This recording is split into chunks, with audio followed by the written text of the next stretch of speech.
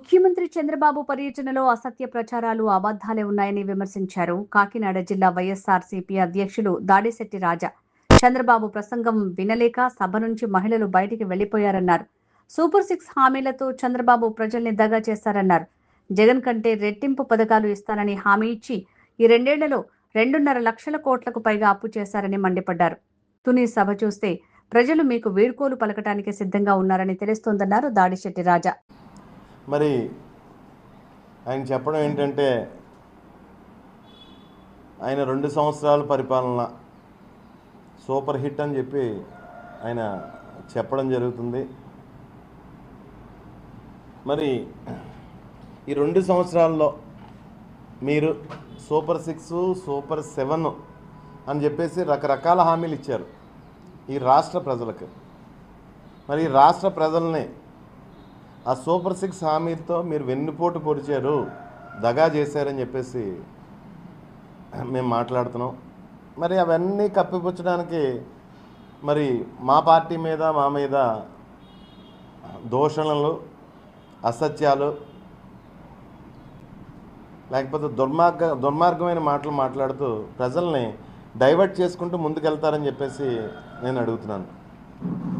మరి ఈ రాష్ట్రంలో ప్రజలకి సంక్షేమమా ఏమంటారు, సంక్షేమమా ఏదో అంటారు ఆయన మరి జగన్ గారి కన్నా రెట్టింపు ఇస్తానని చెప్పేసి గత 2 సంవత్సరాల క్రితం ఈ రాష్ట్ర ప్రజలందరినీ కూడా మోసం చేసి అధికారంలోకి వచ్చి 3.5 లక్షల కోట్లు అప్పు చేశారు చంద్రబాబు నాయుడు గారు.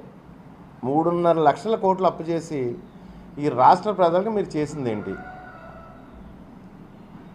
ఏమన్నా అంటే బొక్కాయింపు, అసత్యాలు, అబద్ధాలు.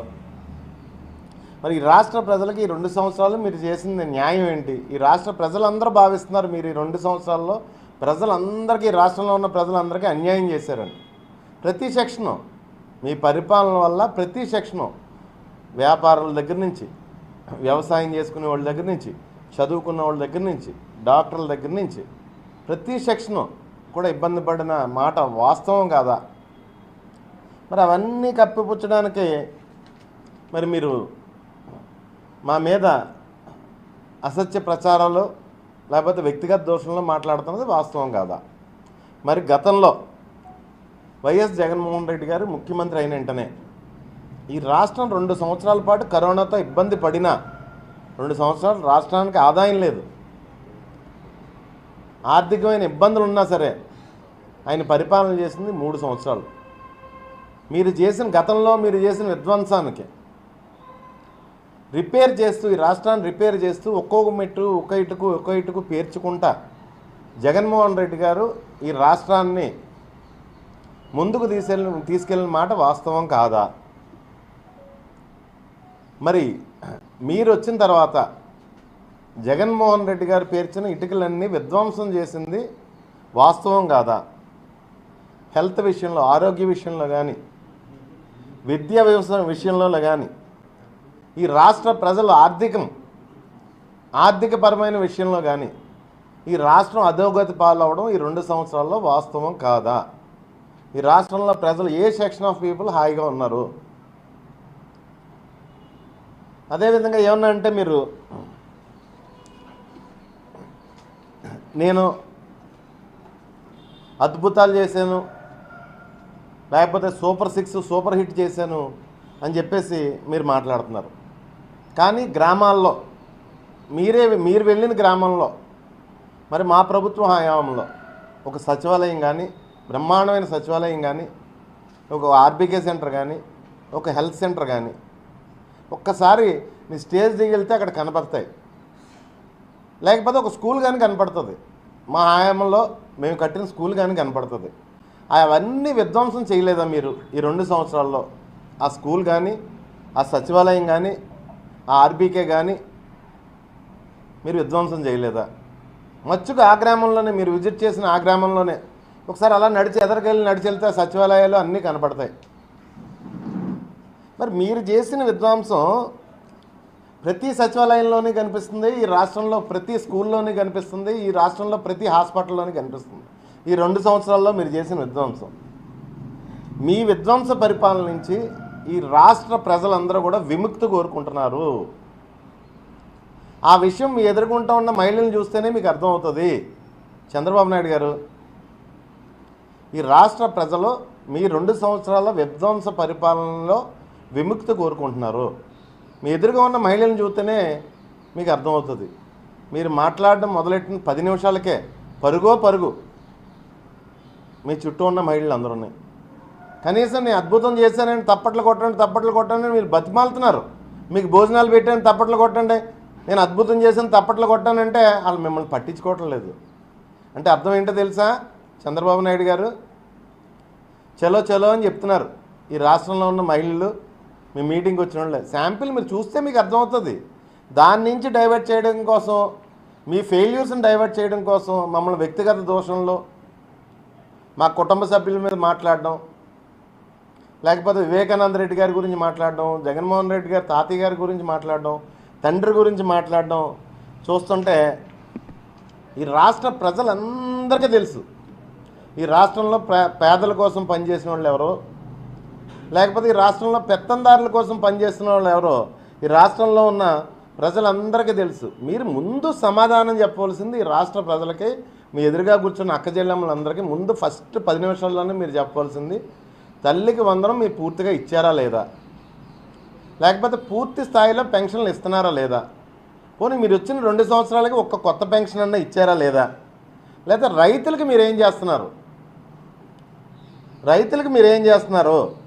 లేదంటే పూర్తి స్థాయిలో గ్యాస్ సిలిండర్లు ఇచ్చారా లేదా, నిరుద్యోగ భృతి ఇచ్చారా లేదా, ఆడబిడ్డ నిధి 1500 మీకు 1500 మీకు 1500 మాట అది ఇచ్చారా లేదా, అవి చెప్తూ మీరు కొనసాగించి ఉంటే ఖచ్చితంగా ఈ రాష్ట్రంలో ఉన్న మీ ఎదుర్కొంటూ ఉన్న ఆడబిడ్డలు కానీ రాష్ట్రంలో ఉన్న ప్రజలు కానీ మీ మాటలు విన్ను.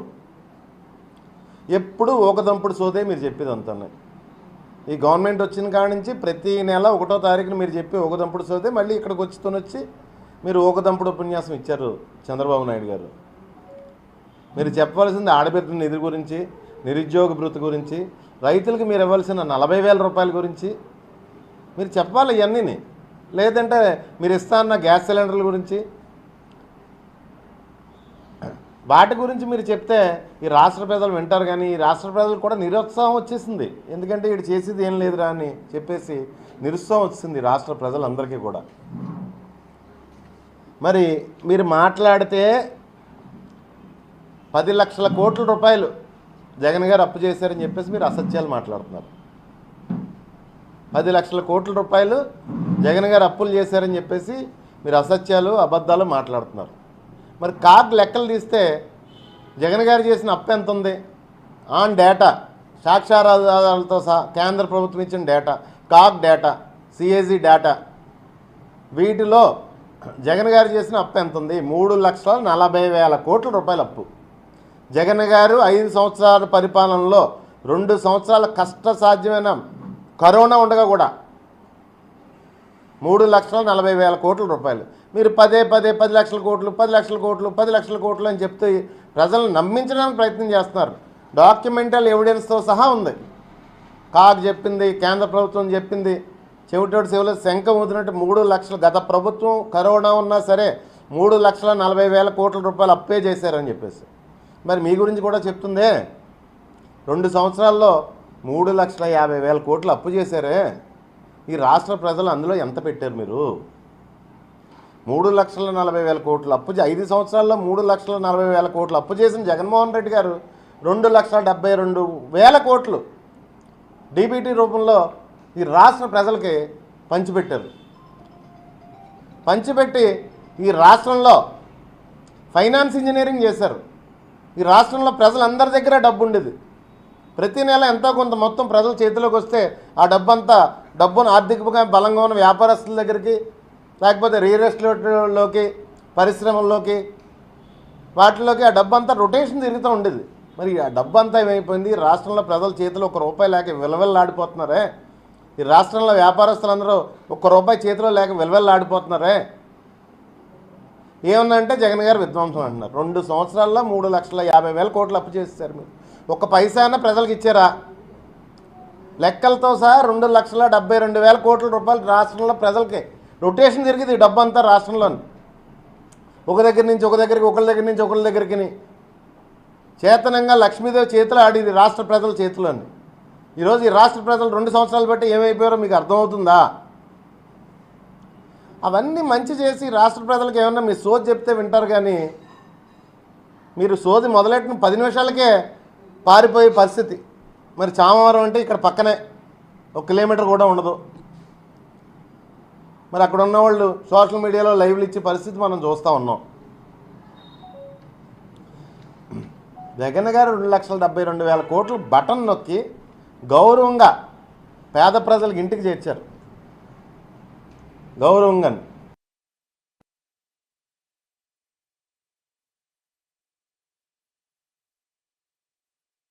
ఎదుర్కొంటూ ఉన్న వాళ్ళకి, రాష్ట్ర ప్రజలకు ఎవరికి తెలీదా? సచివాలయం అందరికీ వినోదం పంచడం జరుగుతుంది. అదే ఆ కార్యక్రమంలో భాగంగా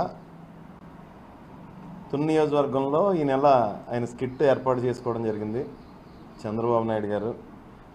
ఆ స్కిట్లో భాగంగా అసత్య ప్రచారాలు, అబద్ధాలు, విద్వేషపూరిత ప్రసంగాలు ఇవన్నీ కూడా మా తుని నియోజకవర్గ ప్రజలకి, ఆ మీటింగ్కి వెళ్ళి పారిపోయిన మహిళలకు కూడా ఉన్నంతసేపు వినోదం పంచిపెట్టాయి.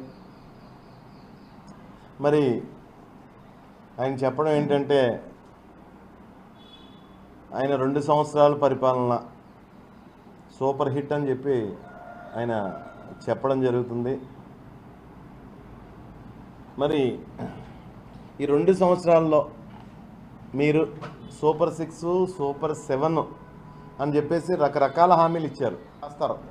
ఇప్పుడు అంతరాయం అని రాస్తున్నారు. విలవిల్లాడిపోతున్నారు ఈ రాష్ట్రంలో ఉన్న ప్రజలందరూ కూడా కరెంటు కష్టాలతో. మరి రివ్యూ తీసుకుంటున్నారు, ప్రతిదీ కూడా 3%, 4% ఇంక్రీజ్లో ఉందని చెప్పేసి మాట్లాడుతున్నారు. అదంతా కూడా స్క్రిప్టెడ్ డ్రామా కింద అర్థమవుతుంది ఈ రాష్ట్ర ప్రజలందరికీ కూడా. వాస్తవంలో లేదని చెప్పేసి అంటున్నారు. ఈ రాష్ట్రంలో లేకపోతే మా తుని నియోజకవర్గంలో ప్రజలందరూ కూడా ఒక్కపోతతో ఇబ్బంది పడిపోతున్న పరిస్థితి మనం ఈ చూస్తూ ఉన్నాం ఎండాకాలం స్టార్ట్ అయిన తర్వాత.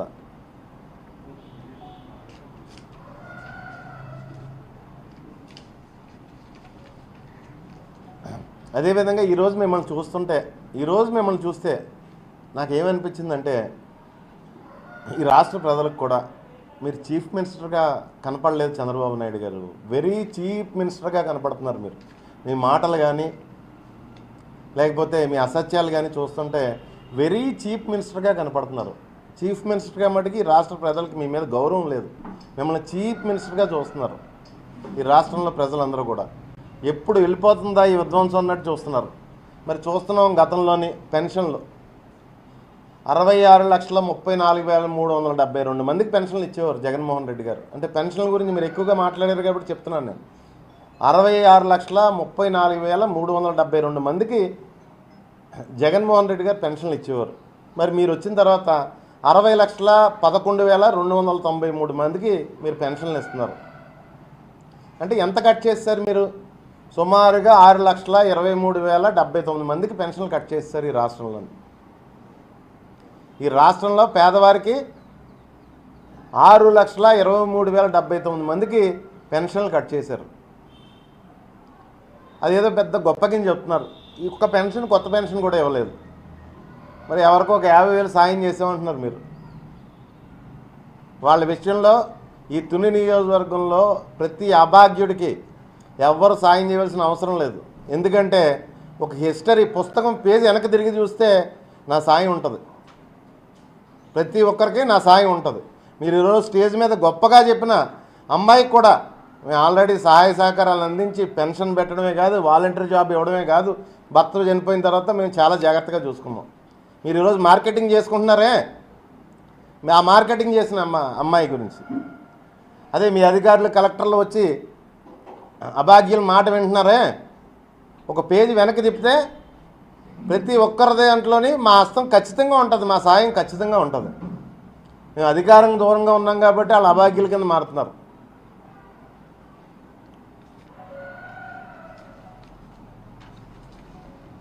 మరి మాట్లాడితే 23 లక్షల కోట్ల పెట్టుబడులు,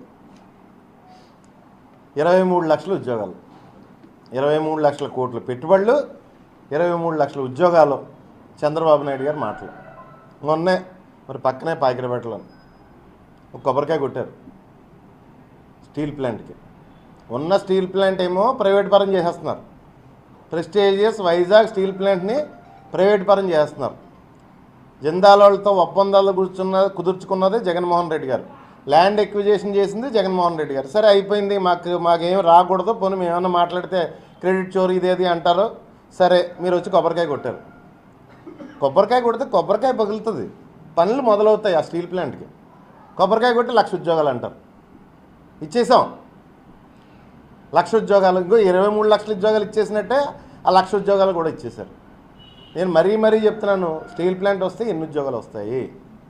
4,000, 5,000 అంతే కదా.